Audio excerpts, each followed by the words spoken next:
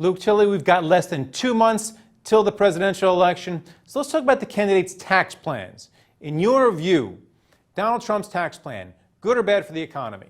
Well, his original tax plan significantly would have reduced revenues and increased the debt to the tune of about $9.5 trillion over 10 years. That's an estimate from the Tax Policy Center. A couple of months ago, he changed his tax rates, though, so the hole would not be nearly as big, but it still would be a huge hole in the debt unless it was accompanied by some spending reductions.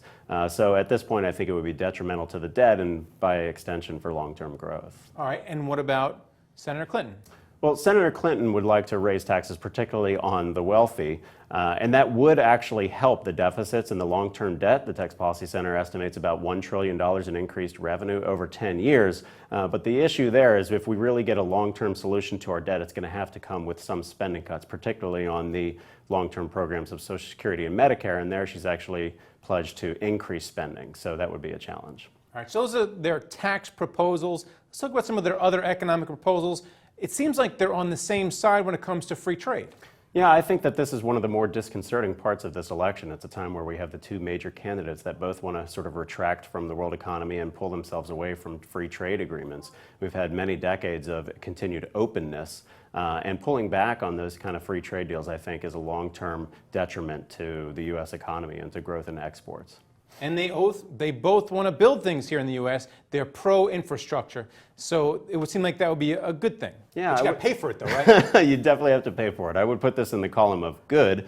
The nation's infrastructure could use some more spending, and it would also be a boost to short-term GDP. But as you point out, those kind of things need to be paid for. So that gets back to the first question of how are you going to pay for these things?